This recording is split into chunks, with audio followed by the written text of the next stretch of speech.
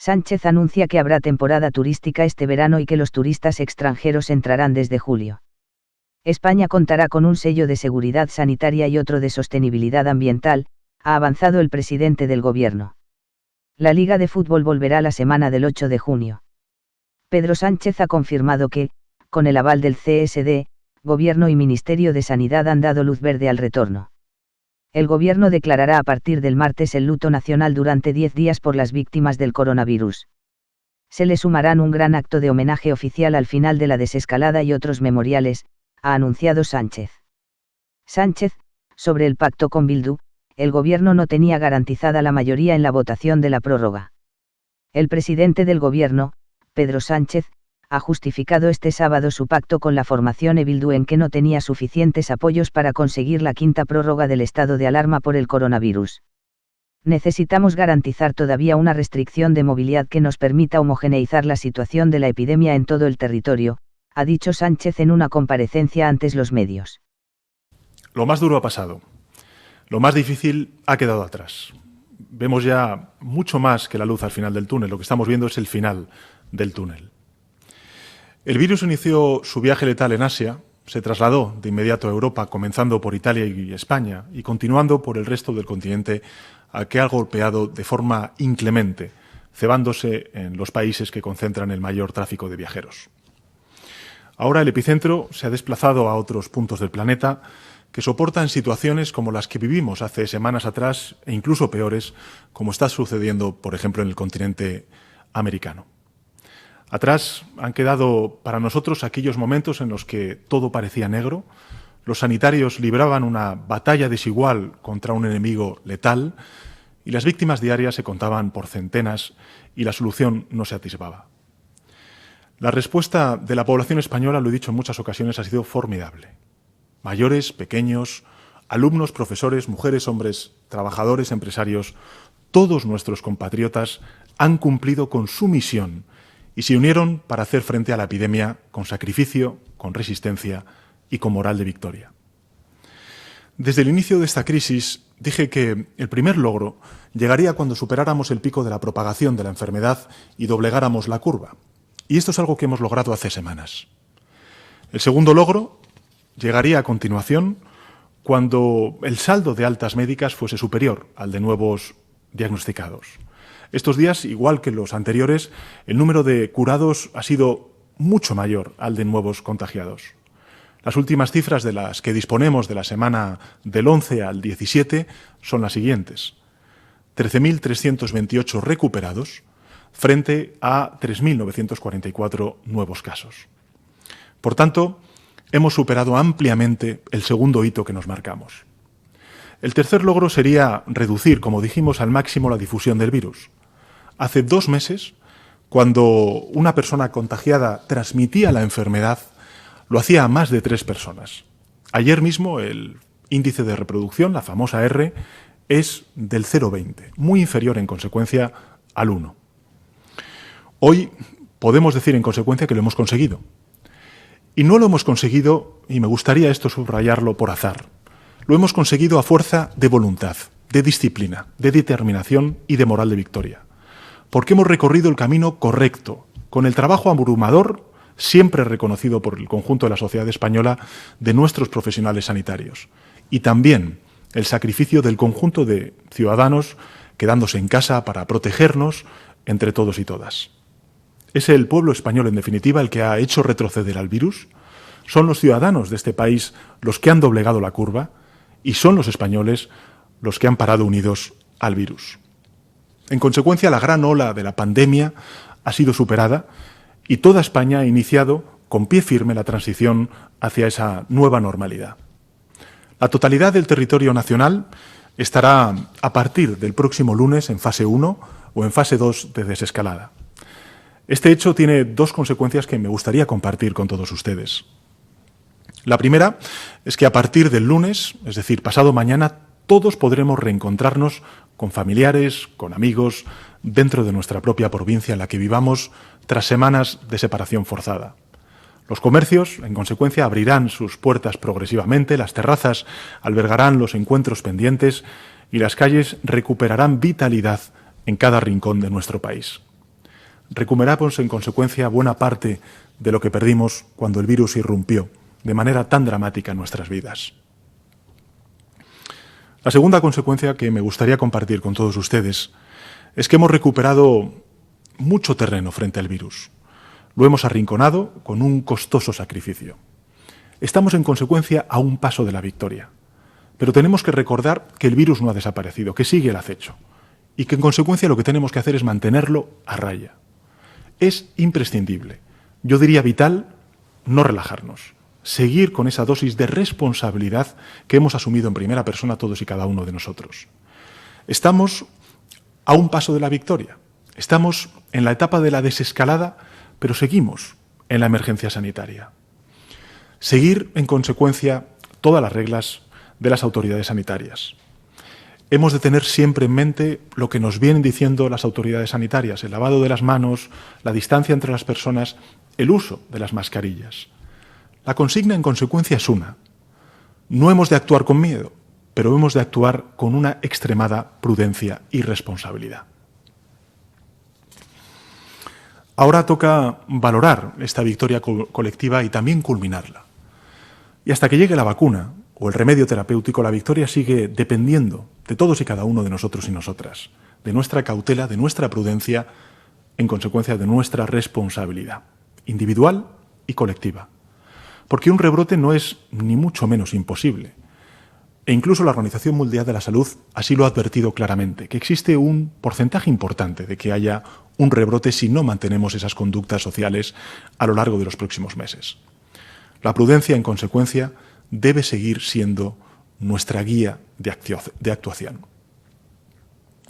En este sentido, quiero citar como referencia la actitud que están adoptando algunas comunidades autónomas a la hora de recorrer el difícil camino de la desescalada. Es natural, y lo entiendo perfectamente, el deseo de avanzar a la mayor velocidad posible, pero también es importante medir los pasos e incluso detenernos a la más mínima señal de peligro. Así lo ha hecho, por citar solo un ejemplo, la Comunidad Valenciana esta misma semana, revisando su intención inicial de solicitar el paso a la fase 2 para permanecer 7 días más en la fase 1 en un ejercicio de prudencia. Creo que es una decisión que muestra que las administraciones territoriales saben actuar con responsabilidad y con madurez. Saben equilibrar, en definitiva, el deseo de recuperar la actividad económica y la normalidad con la precaución para evitar las recaídas a las cuales antes hacía referencia. Queda el tramo final de la desescalada. Nos queda alrededor de un mes, dependiendo del lugar de España donde residamos, un plazo que vamos a transitar todos hacia esa nueva normalidad y en el que será aún necesario mantener algunas restricciones a lo largo de estas próximas semanas en la actividad económica y también algunas limitaciones en la movilidad para evitar que haya personas que trasladen el virus inconscientemente fuera de su territorio. Así también como limitaciones recomendadas en reuniones para impedir que se congregue un número de personas que permita expandir el contagio de una manera mucho más intensa como hemos vivido durante las pasadas semanas. Y quiero decirles que serán muy pocas semanas, pero será necesario aún limitar esa circulación. Quiero también poner en valor algo importante que ha sido objeto de debate público a lo largo de estas últimas semanas. Quiero poner en valor la figura constitucional del estado de alarma.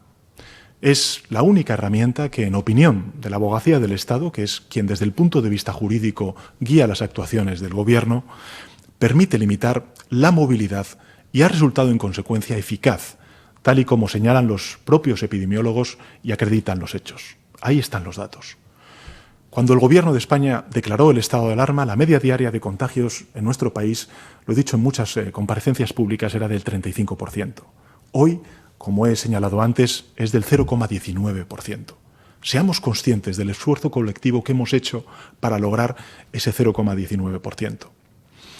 El estado de alarma ha beneficiado a todas las comunidades autónomas y a todos los ciudadanos sin excepción, en consecuencia, vivan donde vivan.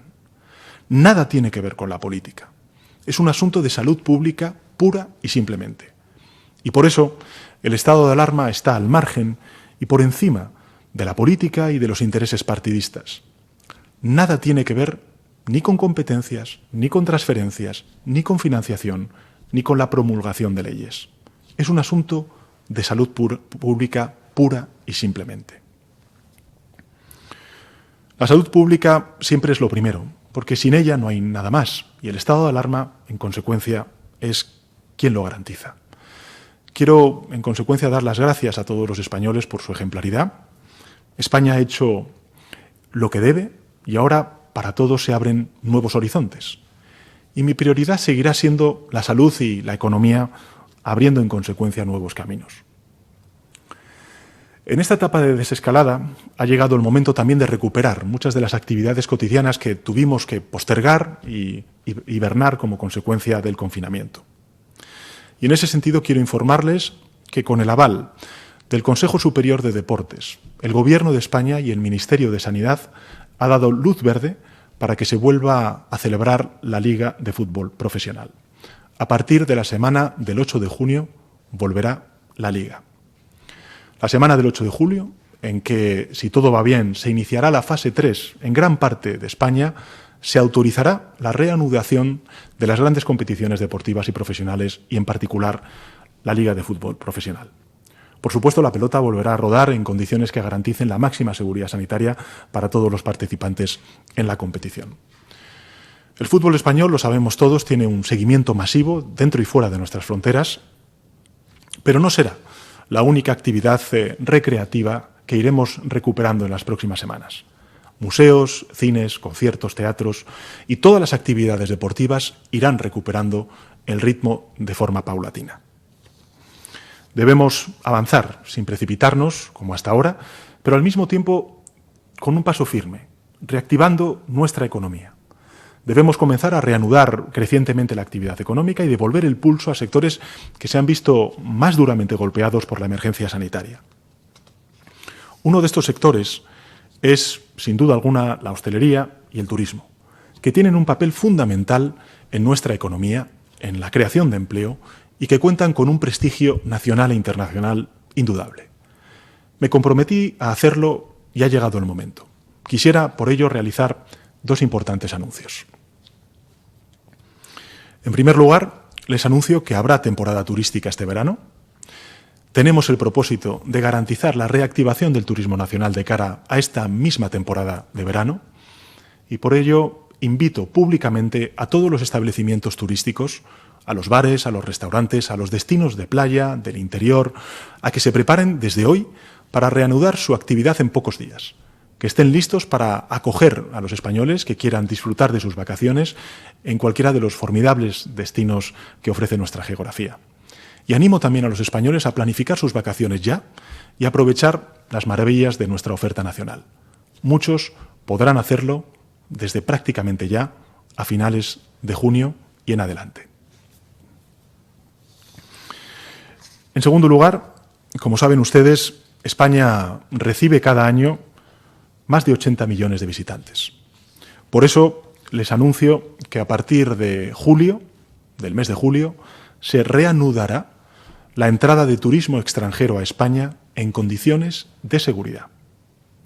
Los turistas extranjeros, por lo tanto, pueden desde ya también planificar sus vacaciones en nuestro país.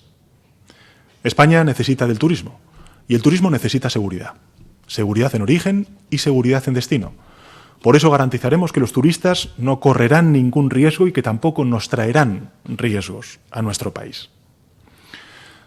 Desde el mismo momento en que se planificaba la desescalada, el Gobierno comenzó a preparar, de la mano del sector, medidas para relanzar el turismo, con el impulso del Ministerio de Industria, Comercio y Turismo y en coordinación, lógicamente, también con las comunidades autónomas. No hay contraposición, esto lo ha venido sosteniendo siempre el Gobierno, no hay contraposición entre salud y negocio. Sin salud no hay negocio. Y por eso el Gobierno conjugará el firme apoyo económico al sector con plenas garantías sanitarias. El turismo español era ya sinónimo de acogida hospitalaria, de clima soleado, de belleza monumental, paisajística, de seguridad ciudadana, de una espléndida gastronomía y también de un turismo cultural inigualable. El turismo español tendrá ahora además dos nuevos sellos, el sello de la seguridad sanitaria y el sello de la sostenibilidad medioambiental. Y así se lo haremos saber a nuestros antiguos amigos de siempre y a nuestros nuevos visitantes. Hoy les enviamos un mensaje a todos y a todas, y es que España os espera desde el mes de julio.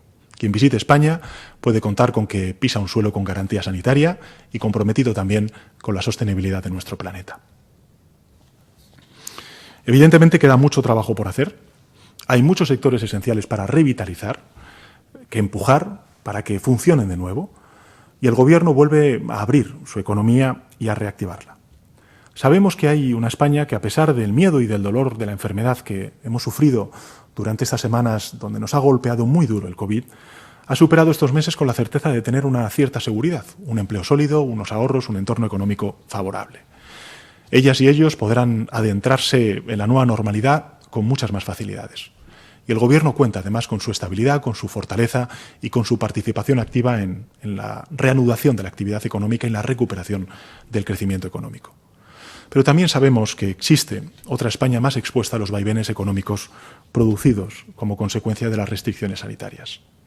Es una España con cicatrices aún abiertas de la pasada crisis económica, con empleos en riesgo, con planes de negocio comprometidos ahora por la financiación, una España de familias en riesgo de pobreza, vulnerabilidad, de jóvenes que cuando empezaban a levantar la cabeza de una crisis se encuentran que sufren las consecuencias de otra.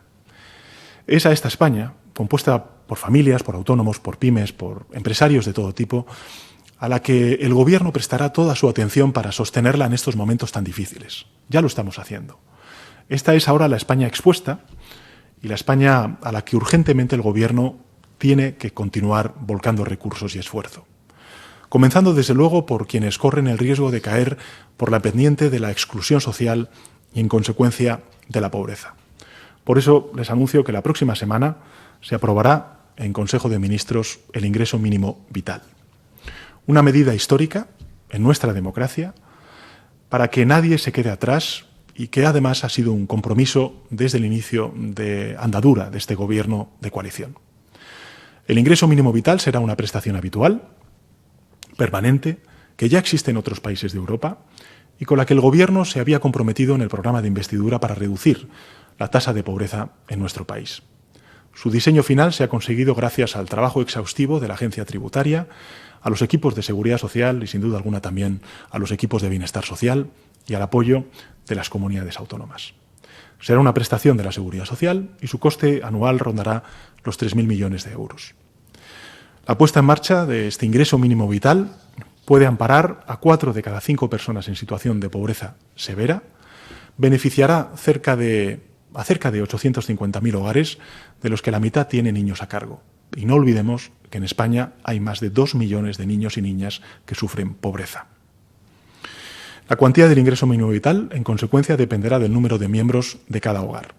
Se analizarán las rentas que tiene cada hogar y el ingreso mínimo vital cubrirá la diferencia hasta alcanzar el ingreso mínimo que corresponda a ese hogar por el tamaño de la familia. Insisto, es vital frenar y reducir la pobreza y especialmente la pobreza infantil en nuestro país. Este ingreso empezará a cobrarse el próximo mes de junio, a medida que se vayan tramitando las solicitudes, y ni el Gobierno ni la sociedad española van a mirar para otro lado mientras nuestros compatriotas formen colas para comer, como estamos viendo desgraciadamente en algunas urbes de nuestro país. Esta crisis, otra nueva crisis 10 años después, en este lugar, como consecuencia de la pandemia, del COVID, nos tiene que hacer reflexionar y responder en positivo, no repitiendo errores del pasado. Y el Gobierno de España no se va a cruzar de brazos, como hemos hecho durante estas últimas semanas, que no nos hemos cruzado de brazos, cuando hace años ya, en contraposición con esa actitud, pues se produjeron situaciones de desamparo que dieron como consecuencia una crisis social inédita en nuestro país. No es la única decisión adoptada por el Gobierno en estos últimos días, como saben. El pasado martes, en el Consejo de Ministros, impulsamos también un proyecto muy importante para este Gobierno y también que conecta con las generaciones futuras, que es hacer frente a la emergencia climática. Hasta ahora hablábamos con frecuencia de emergencia climática sin ser del todo conscientes de lo que significaba la palabra emergencia. Ya lo hemos comprobado en nuestras carnes con la crisis del COVID-19. Ya sabemos que una emergencia es un acontecimiento capaz de alterar por completo la vida del planeta y ocasionar daños colosales, como ha ocurrido con el COVID. El mundo está advertido de que la siguiente emergencia es la emergencia climática. Nos lo viene diciendo la ciencia desde hace décadas. Y España, con esta decisión de aprobar el anteproyecto de ley que ahora estará tramitándose, o sea, iniciará su tramitación parlamentaria, el proyecto de ley de cambio climático, quiere adelantarse, anticiparse, para obligarnos a conseguir esa neutralidad climática que nos permita pertrecharnos de las herramientas y de los instrumentos para que en el año 2050, por ejemplo, todo el sistema eléctrico sea renovable en esas fechas. Estamos en la recta final de la bajada de la emergencia sanitaria.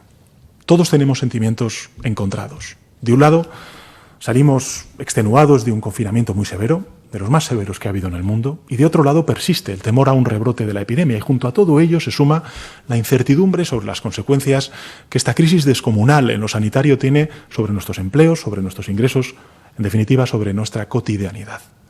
Pero a la vez somos conscientes de que hemos logrado otra vez juntos superar una prueba enorme. Hemos salido y además hemos salido más fuertes. Vamos a salir más fuertes de esta situación. Claro que ha asomado el desánimo, lo hemos vivido en primera persona todos y cada uno de los compatriotas. Claro que han brotado conductas insolidarias. Claro que el ruido de la discordia ha perturbado a veces los aplausos de los sanitarios. Pero si miramos las cosas con perspectiva, el saldo global, el balance global que arrojan estas semanas es el de una ciudadanía, el de una comunidad resuelta que ha parado la peor calamidad sanitaria de un siglo. Esa es la gran verdad. Hemos parado entre todos la peor calamidad sanitaria del último siglo. Esta sola idea nos puede dar fuerza para afrontar los enormes retos que tenemos ahora por delante. En particular, el mayor de los retos, que es el de la reconstrucción económica y social de nuestro país. La tarea más inmediata y más apremiante que nos convoca a todos, a la sociedad civil, a los agentes sociales y, sin duda alguna, también a las instituciones y a la política. Y quiero terminar también adelantando algo que ya anuncié en alguna otra comparecencia pública. Quiero anunciarles que a partir del próximo martes, cuando todo el territorio nacional esté en fase 1, el Gobierno de España aprobará la declaración formal de luto oficial en todo nuestro país en memoria de las víctimas del COVID-19. El duelo tendrá una duración de 10 días, el luto oficial más prolongado de la historia de nuestra democracia. Durante ese tiempo ondearán a media asta las banderas de todos los edificios públicos y de los buques de la Armada. Queremos con ello mostrar todo nuestro dolor, todo nuestro pesar y todo nuestro reconocimiento a las víctimas con este luto oficial. Y a este luto se sumará, como he adelantado en alguna otra comparecencia, al final de la desescalada, un gran acto de homenaje oficial, así como otras conmemoraciones y memoriales presididos por el jefe del Estado, Su Majestad el Rey. Los fallecidos en esta epidemia merecen nuestro recuerdo, nuestra memoria perdurable. Pero merecen también, si me permiten, para finalizar, un homenaje aún mayor. Merecen nuestra convivencia y nuestra concordia. Perdieron la vida quejados del mismo mal y vivieron sus últimos días en el mismo suelo. Juntos y juntas debemos convivir en el mismo país que ellos construyeron. España se lo debe. Gracias. Gracias, presidente. Comenzamos el turno de preguntas. Hoy participan los siguientes medios: News Diario, El Diario Médico, Expansión, el Huffington Post, Castilla-La Mancha Media, Business Insider, El Punt Avui, The Independent, Canal Sur y La Buena Onda. Así que comenzamos con News Diario. Pregunta, arriba los canales de voz y con el nombre por delante, si sois tan amables. Buenos días, buenas tardes, News Diario. Hola, buenas tardes, presidente. Saludos a todos. Presidente, la pregunta que quería hacerle, la primera es saber si efectivamente va a haber o no un sexto periodo de alarma. Ha dicho usted que va a ser necesario todavía contener la movilidad, limitar la movilidad, por lo que ello tiene de consecuencia para los contagios. Entonces, ¿habrá sexta prórroga? ¿Con quién va a pactar? Esa sería mi primera pregunta. Después quería hacer mención al pacto al que usted no ha hecho mención, el que se ha suscrito esta semana con Bildu. Después del pacto que se firma a las 8 de la tarde y que se modifica a las 11 de la noche, me gustaría que hiciera una reflexión sobre en qué lugar queda su palabra después de esta, digamos, maniobra. Esa sería la segunda pregunta. Y luego también una reflexión. Después del desconcierto general, los enfados múltiples e incluso la tensión que se ha derivado en el seno de la propia coalición, ¿creen que debería alguien asumir responsabilidades por esta maniobra que de alguna forma les ha arruinado una semana que en principio debería ser casi, entre comillas, triunfal para ustedes? Gracias. Bueno, muchas gracias. Creo que he entendido la totalidad de las preguntas, aunque hemos tenido efectivamente alguna dificultad en el sonido. Respecto al periodo, a la prórroga del estado de alarma, vamos a ver, estamos estudiando, lógicamente, una nueva prórroga porque es nuestro deber. No quiero decir con esto que sea la decisión que vayamos a tomar, porque tenemos que ver efectivamente cuál es la evolución epidemiológica del COVID-19 durante estos próximos 15 días.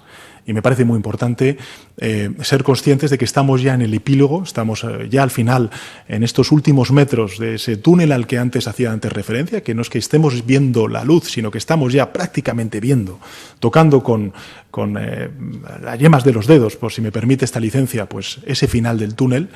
Pues creo que es muy importante que nosotros veamos cuál es la evolución y en función de eso plantear al Congreso de los Diputados una nueva prórroga si es que la situación epidemiológica así lo permite. Lo que sí que es evidente es que mientras necesitemos preservar la movilidad y restringir un derecho fundamental como es el de la libertad de movilidad o también el de la libertad de reunión, pues evidentemente el único instrumento constitucional y jurídico posible en nuestro país es el estado de alarma. Pero en todo caso lo haremos escuchando a las comunidades autónomas, escuchando a los partidos políticos y siendo conscientes de que lo que tiene que anteponerse siempre, por encima de cualquier otra consideración, intereses partidistas, intereses políticos, debates que lógicamente tienen más que ver con la legislatura que con la emergencia sanitaria, lo que tiene que anteponerse por parte de todos, desde luego por parte del Gobierno en primera instancia, es la salud pública, defender la salud pública, no poner en riesgo lo que hemos logrado con mucho esfuerzo a lo largo de estas últimas semanas y, evidentemente, tratar de entrar cuanto antes en la nueva normalidad. Lo que sí que está claro es que va a haber territorios que, por la propia evolución positiva, tan positiva que estamos viendo de la epidemia, van a estar prácticamente fuera del estado de alarma en el próximo mes de junio, a mediados de junio. Y, por tanto, creo que es muy importante todas estas señales que estamos trasladando al sector horeca, también al sector turístico, no solamente nacional, sino internacional, de que a partir del mes de junio, finales de junio, principios de julio, pues evidentemente va a haber una libertad de movilidad que nos va a permitir poder disfrutar de nuestras merecidas vacaciones, me refiero al conjunto de españoles. Y esto es algo que tiene que ver con la segunda de sus preguntas. Vamos a ver, ¿qué es lo que estábamos votando el pasado miércoles en el Congreso de los Diputados? ¿Cuál era el debate que se suscitaba? El debate era una prórroga de nuevo del estado de alarma. La quinta prórroga por 15 días más. El Gobierno de España había inicialmente propuesto un mes, pero efectivamente, después de hablar con los distintos grupos parlamentarios, aprobó en el Consejo de Ministros el pasado martes un decreto de alarma para una nueva prórroga de 15 días. Esto es lo que estábamos votando. Estábamos votando otorgar por parte del Congreso de los Diputados al Gobierno el único instrumento que tenemos para poder pilotar de una manera eficaz este proceso de desescalada a través del control de la libertad de movimiento y de restricción de un derecho fundamental como es el de la libertad de reunión. Si no se hubiera aprobado esa nueva prórroga del estado de alarma, mañana mismo, no dentro de una semana o dos, mañana mismo, cualquier persona de cualquier territorio, con independencia de la situación epidemiológica que tenga o tuviera en ese territorio, podría haber cogido el coche y haberse desplazado a su segunda residencia en la costa o en la montaña. Mañana mismo, si no se hubiera aprobado ese estado de alarma, muchísima gente se podría reunir, no 10, 15, 20, quienes hubieran querido, poniendo a juicio del Gobierno en riesgo todo lo alcanzado durante estas últimas 10 semanas. ¿Cuál ha sido el hecho insólito que se ha producido el pasado miércoles? Que el segundo partido con más escaños en el Congreso, es decir, el Partido Popular con 89 escaños, vota que no. Y, por tanto, pone en riesgo el que pueda salir adelante una nueva prórroga del estado de alarma en el Congreso de los Diputados con su voto en contra. Y eso hace, esa posición del no por parte del Partido Popular, hace que se abra la espita en la interlocución del Gobierno de España con distintos grupos parlamentarios, se abra la espita a otros debates que nada tienen que ver con la emergencia sanitaria ni tampoco tienen que ver con la salud pública. Tienen que ver con compromisos de legislatura, con compromisos de investidura o con planteamientos de financiación, de derogación o de aprobación de leyes, etcétera, etcétera, etcétera. Nada que ver con la emergencia sanitaria. Todo eso se podría haber evitado si el Partido Popular, en lugar de votar que no, o se abstiene, o como es lógico en un partido de gobierno, que por cierto gobierna en comunidades autónomas afectadas, lógicamente, por el COVID-19, hubiera votado a favor. Pero esta no es, desgraciadamente, la realidad. Y eso ha llevado a que, en este caso, los distintos grupos parlamentarios que apoyan al gobierno, pues trataran de negociar con el resto de grupos parlamentarios, porque el objetivo fundamental para nosotros era sacar adelante la prórroga del estado de alarma y, en consecuencia, garantizar 15 días más precisamente ese instrumento jurídico que nos valida para poder restringir la movilidad y la libertad de reunión. Y, en último lugar, yo creo que, en fin, la segunda pregunta y la tercera van vinculadas por lo que ha comentado el colega periodista. Bien, pregunta ahora entonces Diario Médico. Adelante, Diario Médico. Hola, buenas tardes. Rocío Rodríguez para Diario Médico. Yo quería preguntarle, señor presidente, por un lado, en cuanto al paso de fase, si tiene sentido haber tomado la decisión de dejar pasar a Cataluña el mismo día en el que han aflorado 635 fallecidos más de los que figuraban hasta ahora en los datos oficiales por intranotificación durante días, y si tiene sentido dejar pasar de fase a Madrid cuando el propio Colegio de Médicos está pidiendo no ir tan deprisa. Eso por un lado. Y por otro lado, que justifica que el Gobierno tenga los datos de fallecidos y contagios en las residencias durante mes y medio y siga sin comunicarlos. Muchas gracias. Muchas gracias, Rocío, por sus preguntas, porque efectivamente son cuestiones que, digamos, impactan a la ciudadanía y creo que es importante responderlas como usted indica. En primer lugar, he de decirle que todo el proceso de decisión, de codecisión, por utilizar un término mucho más preciso, más exacto, entre las comunidades autónomas y las autoridades sanitarias estatales, es absolutamente técnico.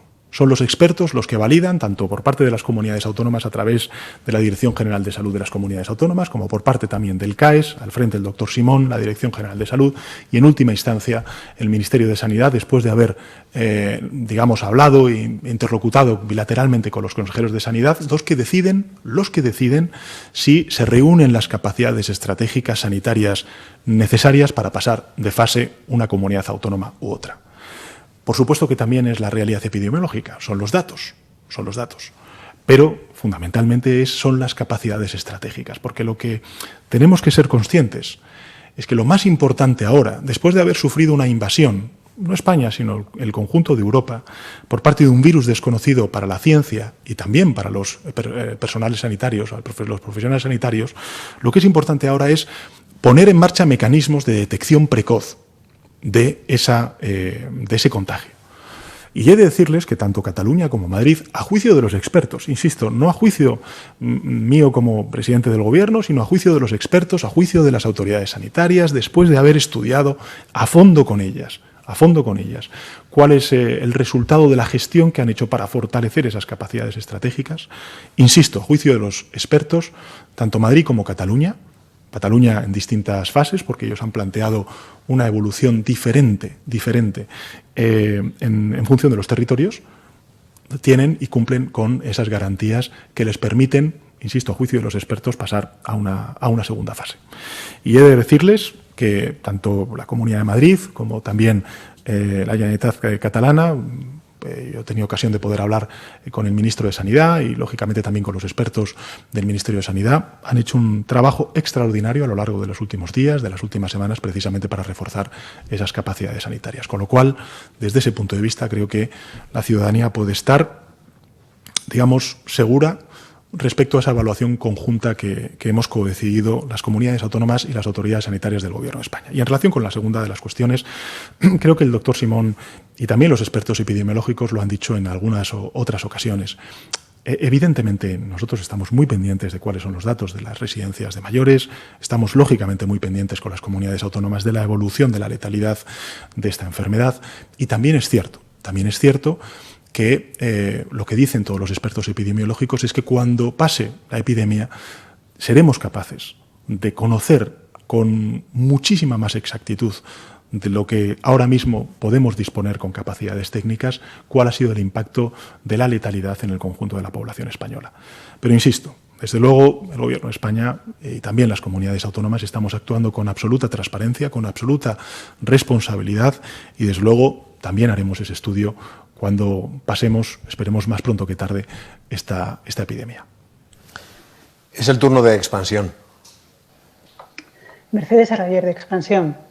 Yo quería que responda a lo que le ha preguntado el compañero antes de quién es el responsable del pacto con Bildu. Ayer la ministra portavoz dio una serie de explicaciones, pero algunas contradictorias. Por un lado, no era un secreto porque se mencionó en el debate.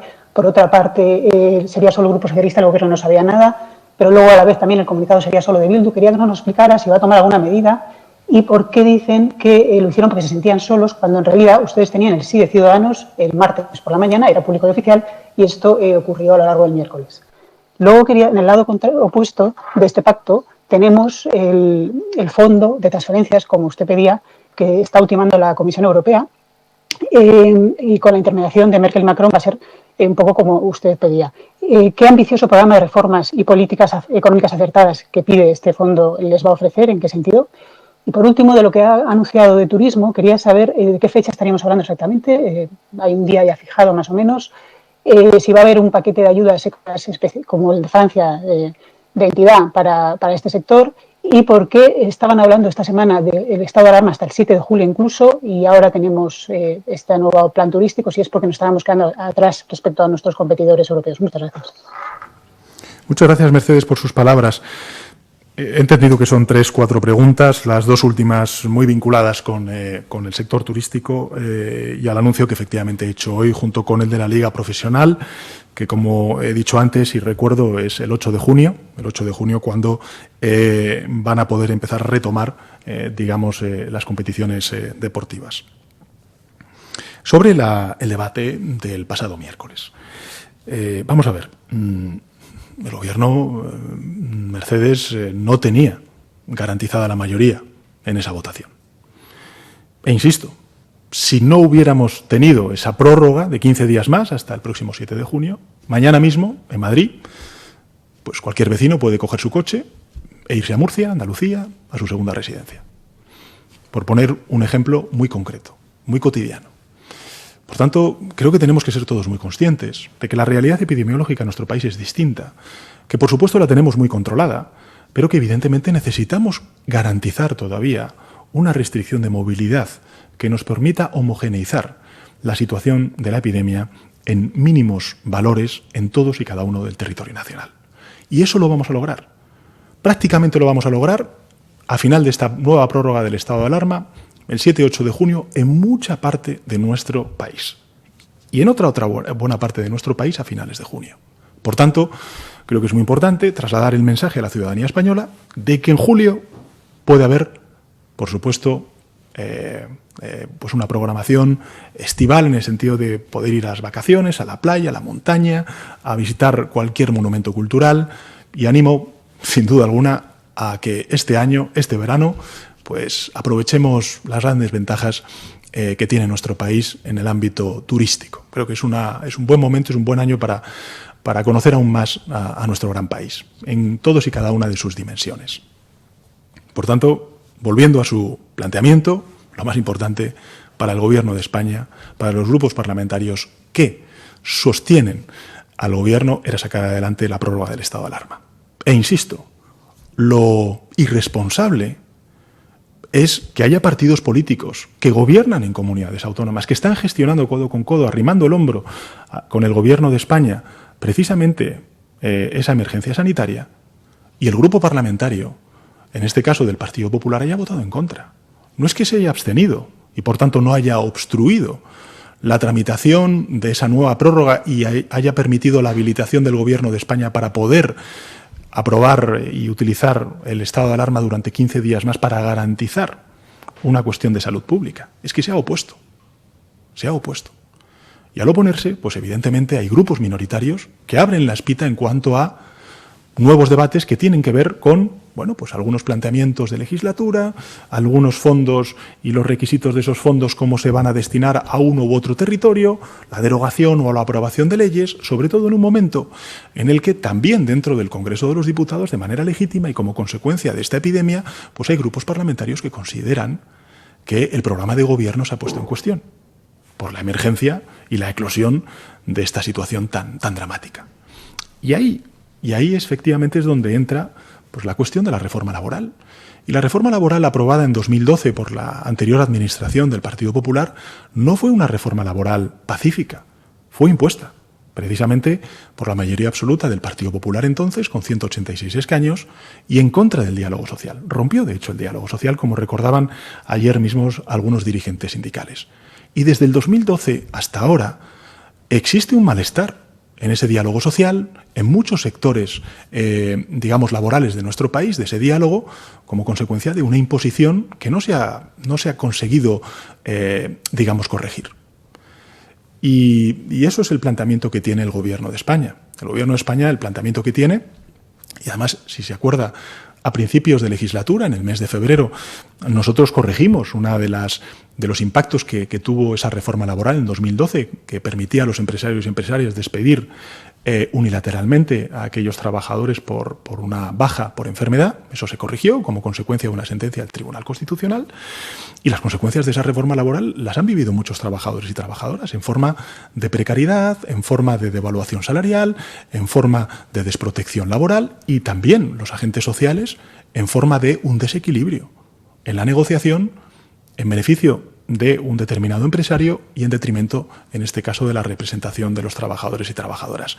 Y esos son desequilibrios que el Gobierno de España aspira a corregir. Aspira a corregir porque queremos dar una respuesta positiva a esta crisis en su dimensión económica y social del COVID-19.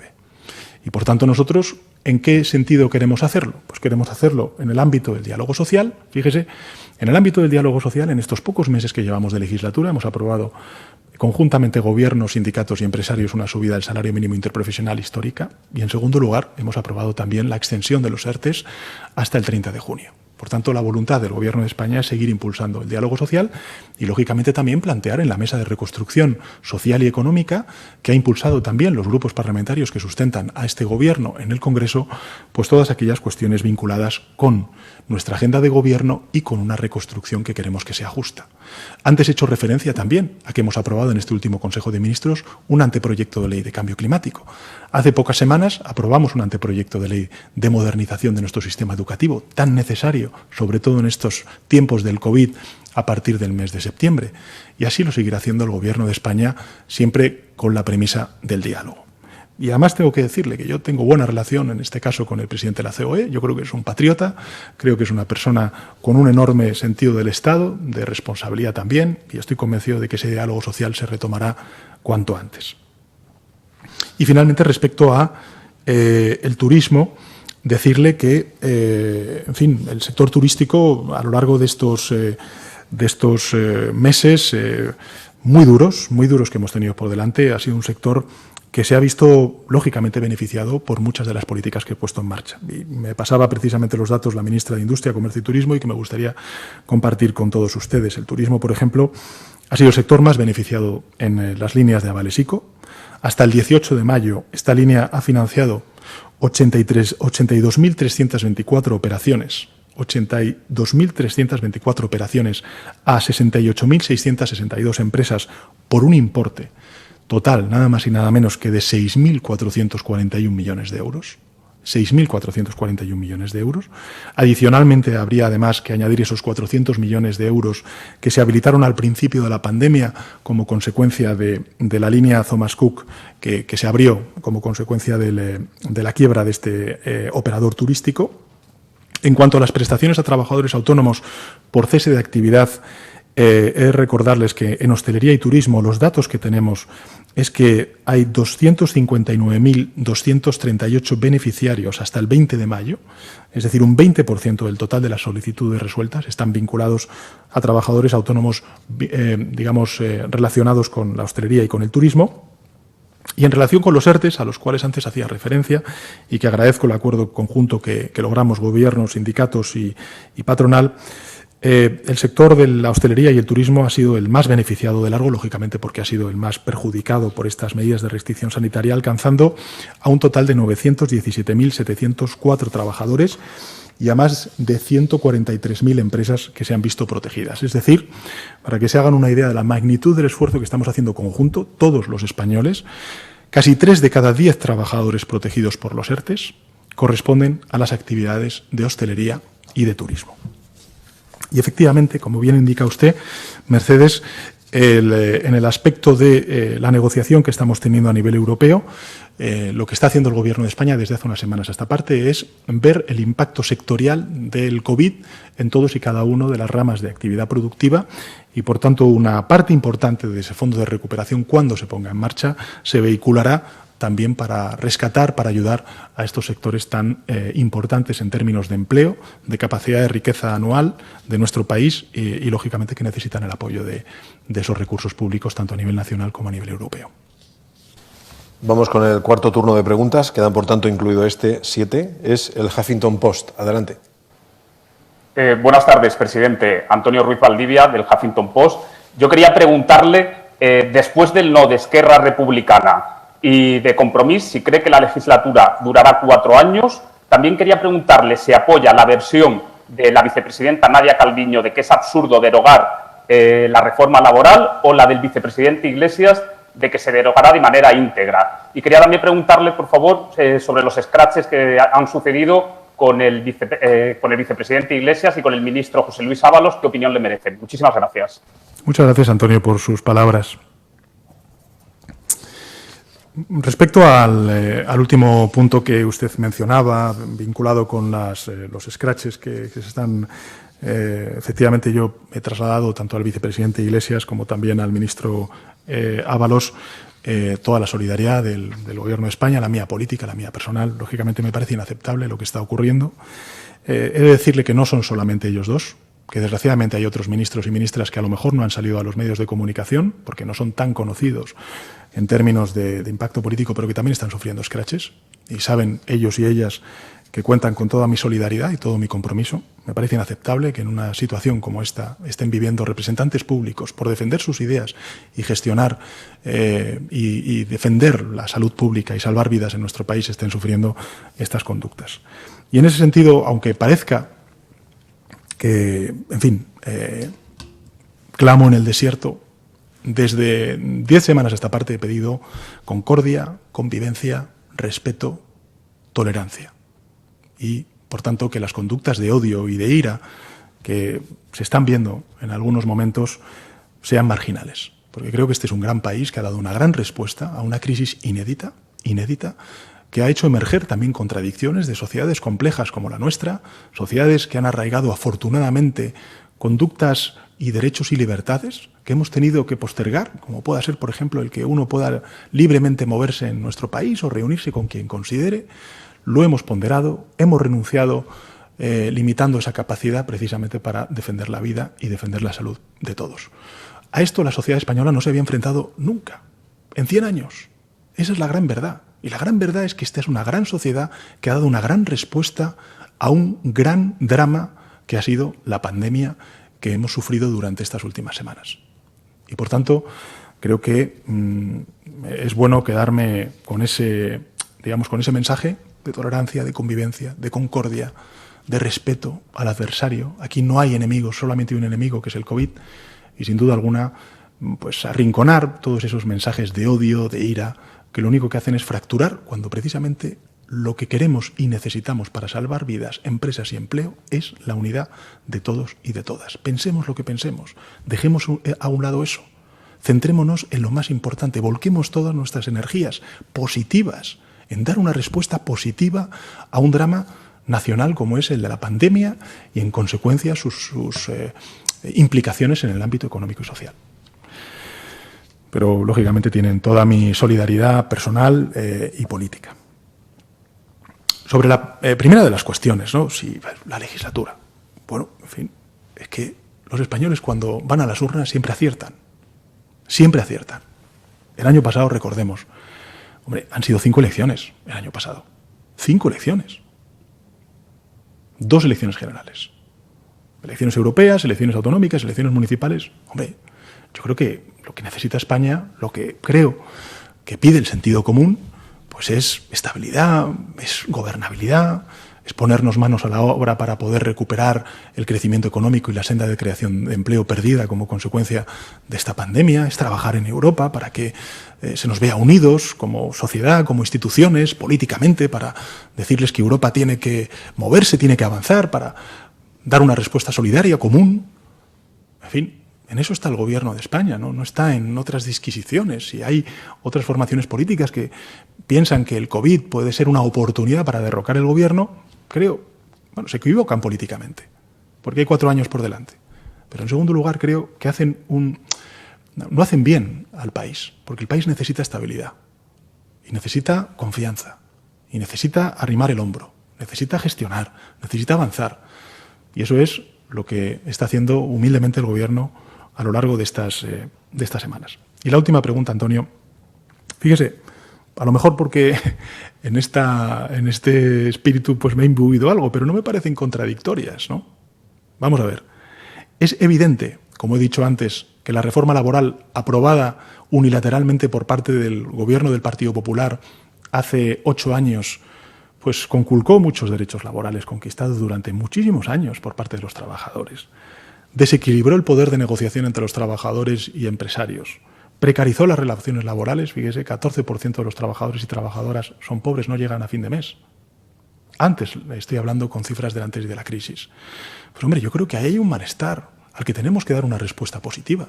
Y nosotros queremos centrarlo en el diálogo social y en la comisión de reconstrucción.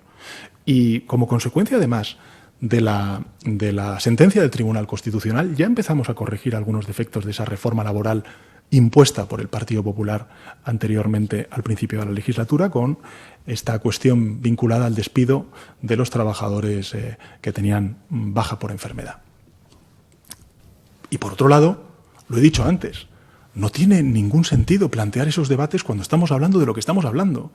Y es un Congreso de los Diputados que tiene que votar una cosa y solo una cosa, y es la emergencia sanitaria, cómo responderla, cómo garantizar a través del único instrumento constitucional que tenemos, que es el estado de alarma, la restricción de la movilidad, para de una vez por todas, en este epílogo en el que estamos ya, en estos últimos metros que tenemos hasta que finalicemos el túnel que desgraciadamente hemos tenido que atravesar a lo largo de estas durísimas semanas, podamos recuperar nuestra normalidad. Yo creo que estos son los elementos centrales del debate. Lo demás, honestamente. Vayamos ahora a Castilla-La Mancha Media. Adelante.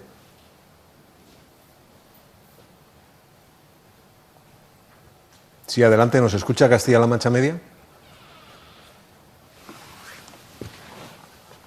Buenas tardes a todos. Buenas tardes, presidente. José Luis Martín de Castilla-La Mancha Media. Yo, al hilo de lo que le ha preguntado a mi compañero, sí me gustaría que nos hiciese una valoración tras el acuerdo alcanzado con Bildu, porque sí que ha generado ciertas críticas, tensiones internas en el PSOE por parte de algunos dirigentes territoriales. No sé si ha tenido oportunidad de hablar con ellos. Y también si nos podría valorar, por favor, las manifestaciones que han recorrido algunas ciudades durante este sábado, convocadas por una organización política concretamente.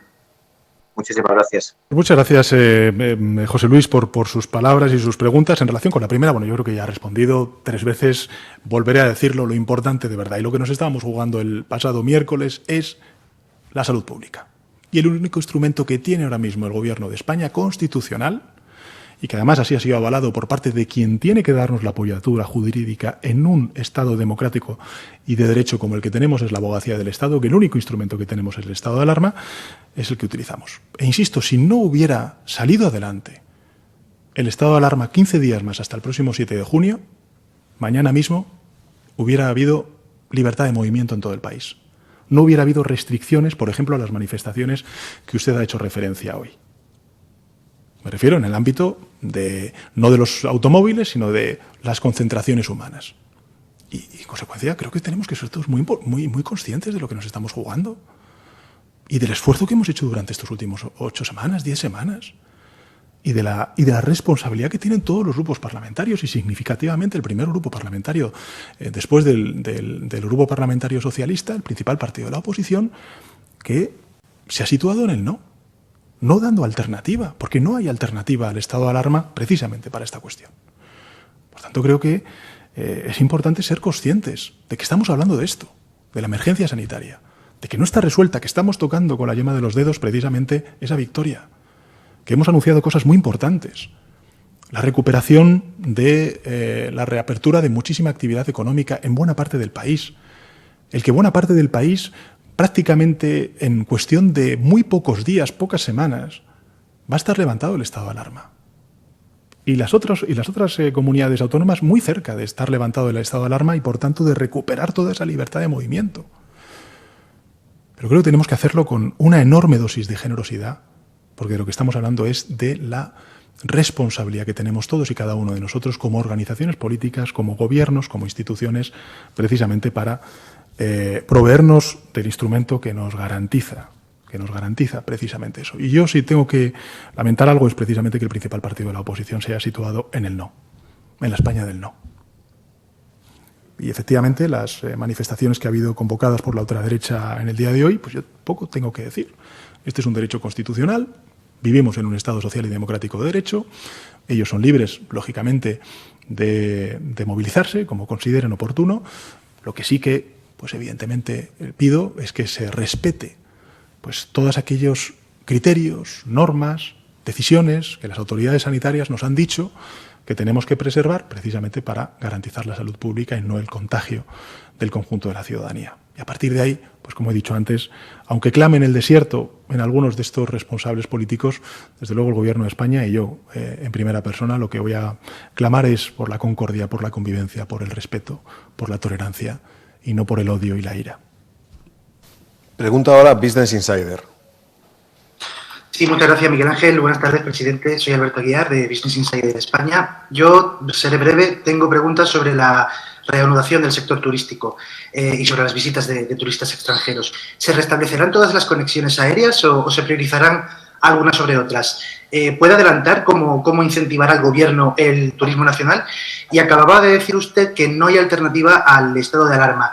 ¿Mantiene entonces el Gobierno el compromiso con Ciudadanos de realizar una reforma legislativa que pueda ayudar a realizar la desescalada con garantías sin necesidad de usar este instrumento constitucional? Muchas gracias. Muchas gracias, Alberto. En relación con las primeras de las cuestiones, creo que en los próximos días, pues lógicamente los responsables, la ministra de Industria, Comercio y Turismo, el ministro de Transportes, Movilidad y Agenda Urbana, en definitiva todos irán concretando en colaboración con las comunidades autónomas y también con los sectores todas estas cuestiones a las cuales usted hacía referencia. Lo que sí que creo que es muy importante es volver a recordar que en el mes de julio los turistas extranjeros vendrán con garantías, podrán venir a España a disfrutar de todo el patrimonio turístico que tenemos, tanto natural como cultural, como histórico, en definitiva paisajístico, como consideren. Este es el primer punto. Y el último punto, que es el que hacía usted referencia sobre la alternativa o no alternativa, ¿no?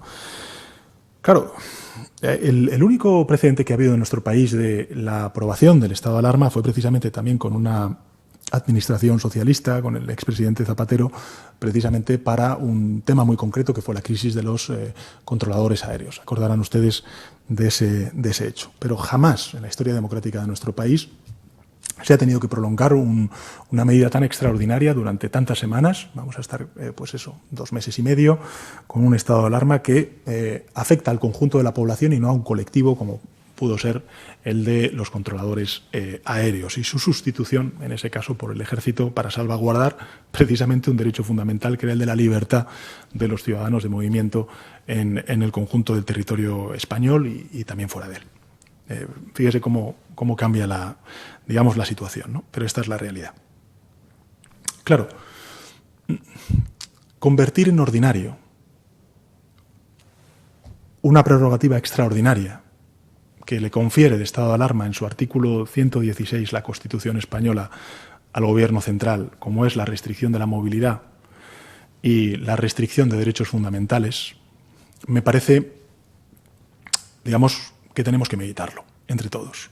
Yo creo que hay cuestiones que tienen que seguir estando residenciadas en situaciones de extraordinaria gravedad como las que hemos vivido durante estos últimos meses, y no tanto convertir en ordinario una potestad que tiene que continuar siendo extraordinaria.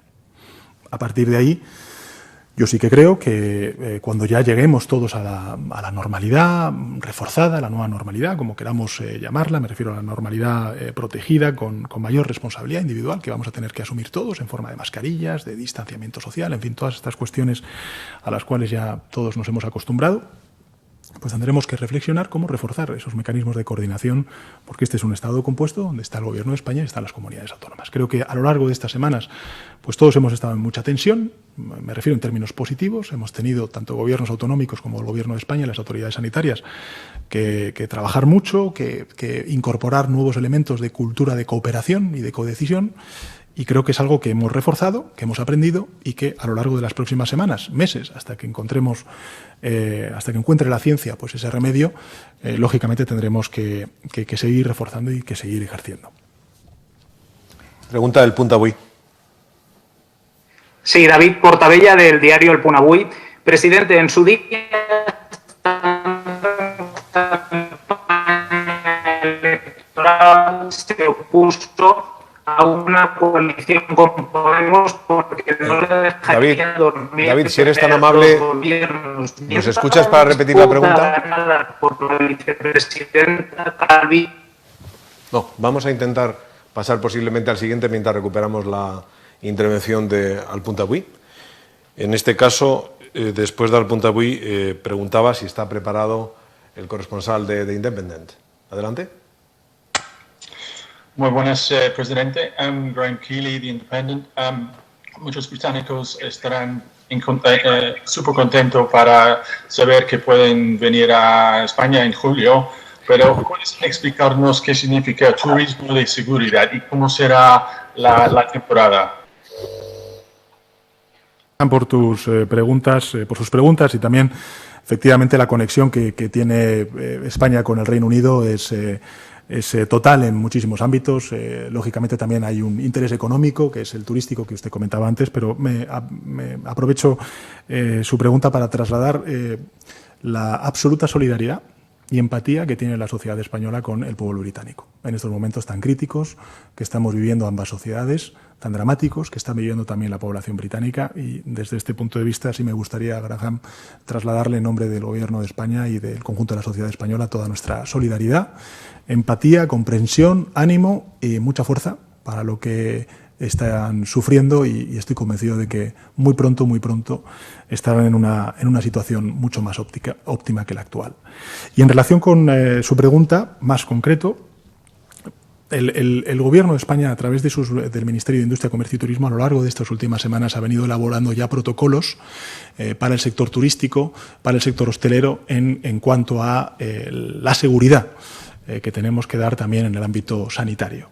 Y si le parece, creo que sería importante que se pudiera usted dirigir también al Ministerio de Industria, Comercio y Turismo para tener una respuesta mucho más detallada que sea lógicamente de interés para los británicos que quieran disfrutar de nuestro país en el mes de julio y el mes de agosto. Creo que podemos recuperar la comunicación con el Punt Avui, aunque solamente a través de la voz. Adelante, David Portabella. Sí, David Portabella, del diario El Punt Avui. Presidente, en su día, estando en campaña electoral, se opuso a una coalición con Podemos porque no le dejaría dormir tener dos gobiernos. Viendo la disputa ganada por la vicepresidenta económica al vicepresidente Iglesias en un asunto tan sensible como la reforma laboral, ¿se ha hecho realidad el temor a tener dos gobiernos? En segundo lugar, cuando Esquerra Republicana, ya sea Oriol Junqueras desde la cárcel o ya sea Gabriel Rufián en el Congreso, le dicen o diálogo o mesa de gobiernos o no hay legislatura, ¿lo ve como un ultimátum o se ve capaz de reeditar la carambola a tres bandas, a izquierda y a derecha, con Ciudadanos, el PNV y Bildu?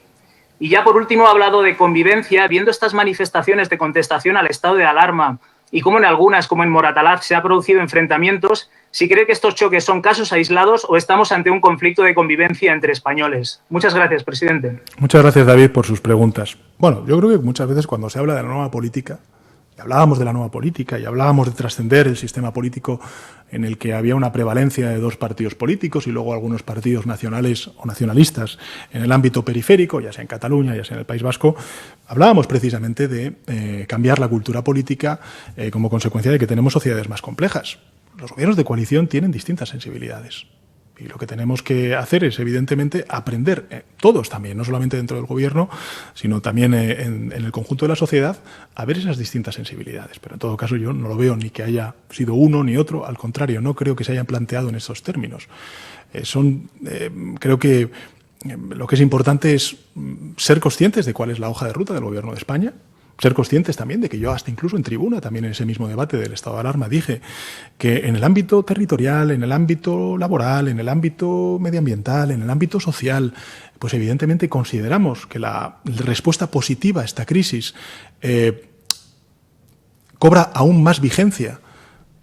Lógicamente, pues toda la hoja de ruta que tenemos de transformaciones y por tanto, así es como lo enfocamos, y tengo que decirle que yo, desde luego, tengo la mejor de las opiniones de este Gobierno de coalición, que trabaja todos a una, con distintas sensibilidades, claro que sí, porque es lo que han querido los españoles, pero todos a una en una respuesta que tiene que ser positiva a esta crisis sanitaria, económica y social como consecuencia del COVID. Y que en esa respuesta positiva, pues creo que vamos a dar un paso de gigante, precisamente la próxima semana, con la aprobación del ingreso mínimo vital. Y yo tengo que reconocer el buen hacer, el buen trabajo, tanto el del vicepresidente segundo, Pablo Iglesias, como del ministro de Inclusión, Seguridad Social y Migraciones, José Luis Escrivá. Y esto también va referido a la segunda de sus preguntas. Es que creo que es muy importante... Lo vuelvo a repetir, es que es muy importante que el estado de alarma seamos conscientes de que el debate tiene que ver con la sanidad pública, con la salud pública, con la emergencia sanitaria, no tiene que ver con nada más. Y probablemente la decisión política que ha tomado el Partido Popular de pasar del sí al no y no haberse abstenido y, por tanto, haber facilitado al menos y no haber obstruido como ha obstruido, pues lógicamente sitúa las mayorías pues de una manera mucho más compleja, mucho más difícil, en un Parlamento muy fragmentado, donde hay muchos intereses, todos legítimos, y en consecuencia pues el Gobierno lo que tiene que hacer es tratar de articular mayorías que nos permitan sacar adelante el instrumento fundamental para proteger la salud de los españoles, para salvar vidas en nuestro país. Y en relación con la última de las preguntas, el tema de la convivencia, yo creo que creo que lo he respondido antes. Este es un gran país que ha dado una gran respuesta a un gran drama que ha sido el COVID-19. Y todos esos mensajes de odio, de ira que estamos viendo, afortunadamente son minoritarios en nuestro país. Y que valores como la tolerancia, como el respeto, como la democracia, como la convivencia, la concordia, afortunadamente en nuestro país lo hemos visto durante estas semanas tan críticas, donde todos hemos renunciado a derechos tan fundamentales de nuestra propia cotidianidad, como es ir a visitar a tus padres, a tus seres queridos, a tu pareja que no viva contigo. En fin, a todo eso hemos renunciado para salvar vidas y proteger la salud. Yo creo que el ejemplo que ha dado España a sí misma como comunidad y también fuera de nuestras fronteras es extraordinariamente positivo. Y yo me quedo con ese mensaje tan fuerte, tan claro, tan alto, que ha trasladado el conjunto de la ciudadanía española en un momento tan crítico, insisto, en la mayor tragedia sanitaria que ha vivido nuestro país en 100 años. Es que algunas veces creo que la espuma de las cosas nos impide ver la magnitud del desafío en el que estamos y el que tenemos por delante. Por eso creo que más allá de estas cuestiones, que bueno, sí, llenan titulares, tertulias, hay algo que subyace, que es la enorme fortaleza de una sociedad que ha querido dar una respuesta solidaria a un drama como el que, desgraciadamente, pues se ha llevado la vida de muchísimos compatriotas en nuestro país. Pregunta Canal Sur. Buenas tardes, presidente. Carmen del Arco, de Canal Sur. Tenía dos preguntas andaluzas y luego unas matizaciones muy breves. Se han quedado en fase 1 Granada-Málaga. El Gobierno andaluz ha pedido que haya una rectificación por parte del Gobierno. No sé si hay margen para esa rectificación o si estarían dispuestos a cambiarlo. También ha llegado ya el calor, está de golpe, y las franjas horarias que se iban a poder mover teniendo en cuenta precisamente este sol que está ahora mismo en Andalucía y en buena parte del país, se van a modificar. Y luego, pues, las matizaciones. El luto, si se decreta el martes, significa que ya empieza el mismo luto el martes. ¿Cuándo ya va a haber libertad de movimientos entre provincias? ¿Cuándo se va a poder ir desde Sevilla hasta Barcelona? ¿Ya en el mes de julio? Y la última, usted ha dicho en varias ocasiones, y lo han sacado ahora en los medios de comunicación, dijo que nunca pactaría con Bildu. Hay un documento firmado por Bildu y por su partido, ha incumplido su palabra y, en todo caso, ¿cree que ese acuerdo está vigente todavía o ha decaído? Gracias. Bueno, muchas gracias, Carmen. Vamos a ver, respecto a la primera de las preguntas, si Granada o Málaga, soy consciente de que el presidente de la Junta de Andalucía, seguro, estoy convencido, mañana en la, me parece que ya es 11ª conferencia de presidentes que vamos a celebrar, son 11 en 11 semanas, me lo va a plantear. Y es verdad que el ministro de Sanidad ha estado hablando con el consejero de Sanidad a lo largo de estos últimos días, bueno, pues en una conversación, en una negociación bilateral, donde se han compartido, insisto, desde el punto de vista de los expertos, desde el punto de vista científico y epidemiológico, las capacidades estratégicas y la situación epidemiológica del COVID en estas dos provincias tan importantes para el turismo y que, pues lógicamente, empatizamos todos. Y lo que han dicho los expertos es que debe continuar una semana más por un principio de prudencia y de precaución en la fase 1. Y yo creo que, en fin, más allá de las disquisiciones y demás, vamos a primar la salud. Yo entiendo que, evidentemente, hay sectores económicos que quieren reabrir de manera mucho más rápida. Y quiero decir que el Gobierno empatiza con todo ello. Nosotros no somos un Gobierno que quiera cerrar actividad económica, al contrario, queremos reabrirla cuanto antes. De hecho, creo que es una muy buena noticia que en el mes de junio pues vayamos a tener muchísimo territorio de nuestro país ya fuera del estado de alarma. Y prácticamente la totalidad, si no la totalidad, pues muy probablemente, si las cosas no se tuercen, a finales del mes de junio, y por tanto en el mes de julio todos van a poder moverse libremente por el territorio español. Por tanto, respondo también a su última pregunta. Sobre el calor y las franjas horarias, me consta que la autoridad sanitaria, el ministro de Sanidad, está trabajando en ello precisamente a propuesta del Gobierno de la Junta de Andalucía.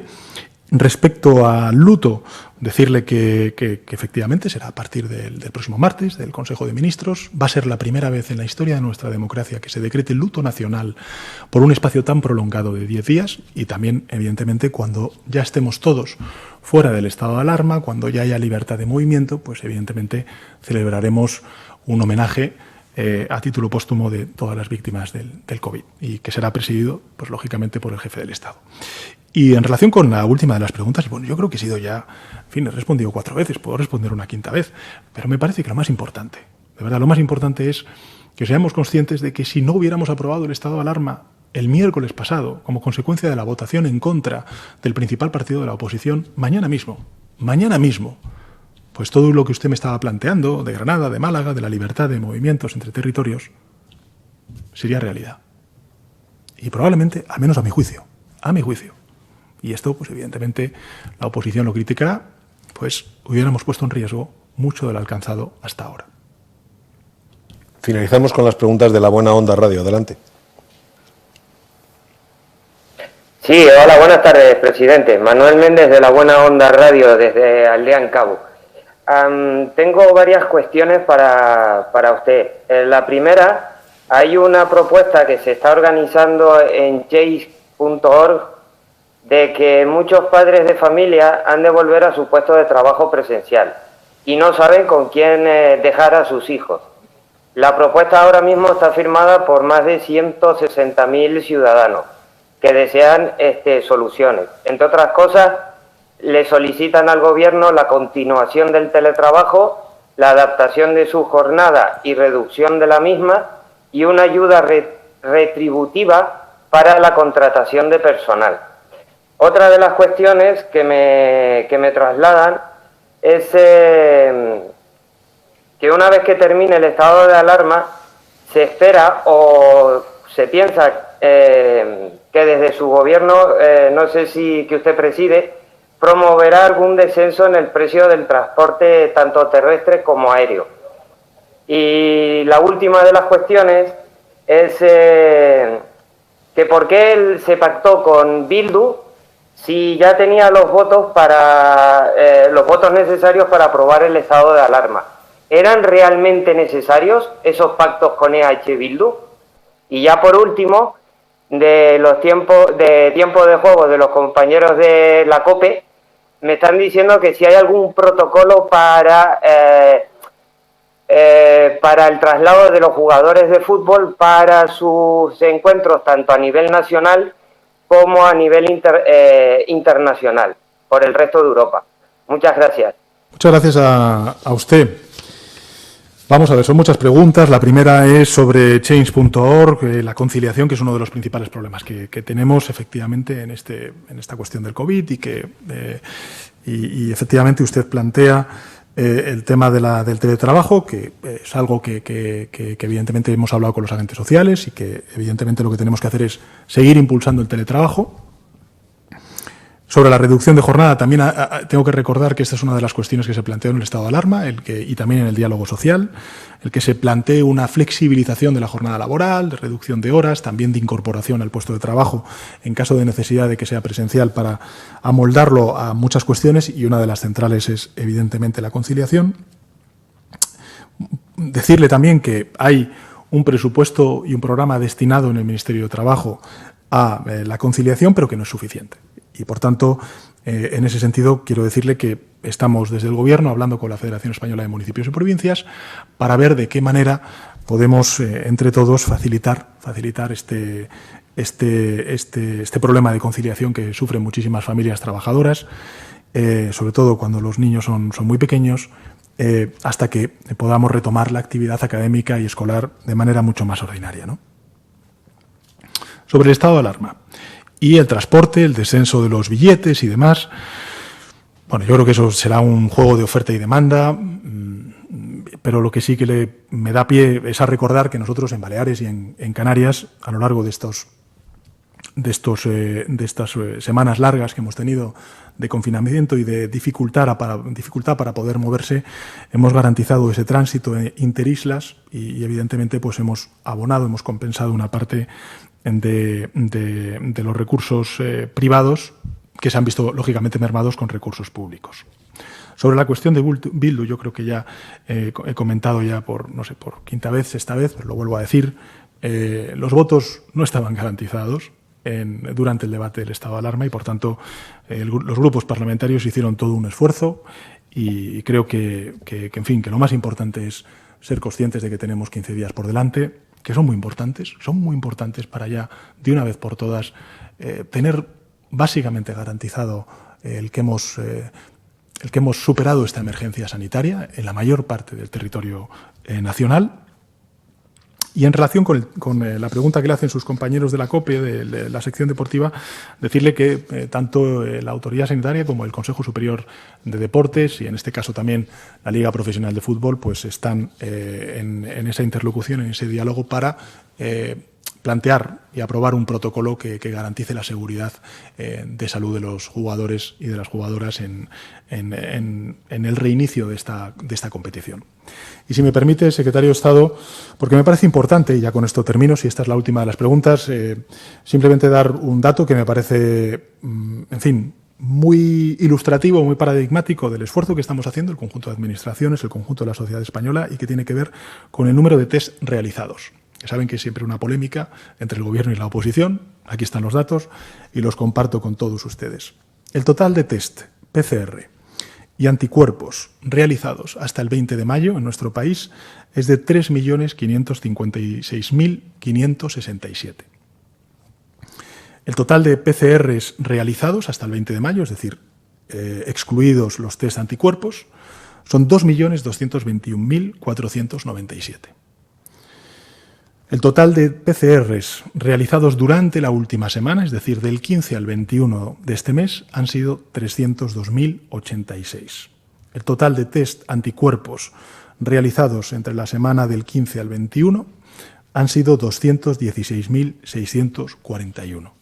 Saben ustedes que a lo largo de esta semana se ha iniciado la segunda oleada del test de seroprevalencia para saber exactamente cuál es la estimación que hacen los epidemiólogos sobre la situación de la epidemia en las próximas en este momento. Y, por tanto, lo sabremos a lo largo de los próximos días, esta segunda oleada a la misma población que hicieron la primera oleada y que tuvimos los resultados hace pocos días. Podremos ver cuál es la evolución de la epidemia de una manera mucho más fidedigna. ¿Y qué quiero decir con esto? Que la cooperación, la colaboración y la coordinación que estamos desarrollando e implementando desde el Gobierno de España y con el concurso de todas las comunidades autónomas, piensen lo que piensen, voten lo que voten, tengan la orientación ideológica que tengan, está siendo extraordinariamente positiva. Y yo quiero lanzar este mensaje a la ciudadanía española de que la cooperación entre todas las administraciones está siendo francamente positiva y por eso tenemos estos datos tan alentadores que espero puedan verse ya sustanciados definitivamente a lo largo del mes de junio y por tanto podamos recuperar pues, todos nuestros derechos, todas nuestras libertades, levantar todas estas restricciones que nos hemos autoimpuesto para recuperar nuestra normalidad. Y apelar, como siempre hago, a un principio esencial que es básico, por mucho esfuerzo que hagamos todas las administraciones públicas, que es el de la responsabilidad individual. Es fundamental. Si queremos que el virus no rebrote con la fuerza que lo hizo en esta primera oleada y, por tanto, podamos caminar seguros ahora que recuperamos los espacios públicos. Gracias. Gracias, presidente. Gracias a todos los participantes.